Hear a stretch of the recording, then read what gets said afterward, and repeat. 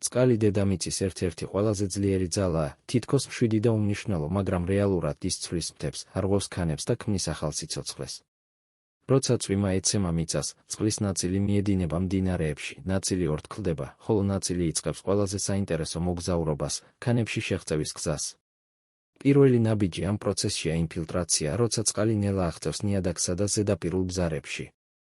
აქედან ის ჩადის უფრო ღრმად, იქ სადაც ქანები უკვე მჭიდროდაა შეკრული. მაგრამ არც ეს აფერხებს წყალს. ბზარები, ფენებს შორის ნაპრალები და მინერალების მარცვლებს შორის სივრცეები, სწორედ ეს არის გზები, რომლითაც წყალი იჭრება ქანებში.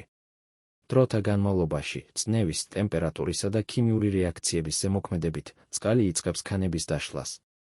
მაგალითად, გრანიტში არსებული მინერალები, ფელდსპატი და ბიოტიტი რეაგირებენ წყალთან და გარდაიქმნებიან თიხის მინერალებად. ეს არის ქიმიური ალტერაცია, რომელიც ცვლის ქანის შემადგენლობას და სტრუქტურას. ზოგჯერ წყალი აღწევს იმდენად ღრმად, რომ ხვდება გეოთერმულ ზონებში, იქ სადაც ტემპერატურა ძალიან მაღალია. ასეთ ადგილებში წყალი ხურდება, ივსება ხსნარებით და მინერალებით, შემდეგ კი ბზარებიდან ამოდის ზედაპირზე გეიზერების ან ცხელი წყაროების სახით. ასე წარმოიქმნება მინერალური ნაკადები, რომლებიც ამოაქვთ დედამიწის სიღრმიდან მეტალები, სილიკატები და სხვა ნივთიერებები. გეოლოგებისთვის ასეთი წყლები ფასდაუდებელია, რადგან ისინი გვიყვებიან ქანების ისტორიას. მათში შემავალი ელემენტები, ტემპერატურა და ქიმია გვაჩვენებს, რა პროცესები მიმდინარეობდა მილიონობით წლის განმავლობაში.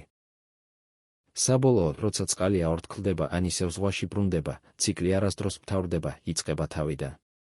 ეს არის წყლის მარადიული მოგზაურობა, რომელიც აყალიბებს მთებს, ცვლის ქანებს და ქმნის სამყაროს, რომელშიც ჩვენ ვცხოვრობთ. დედამიწის ქანები სუნთქავენ და მათი სული არის წყალი.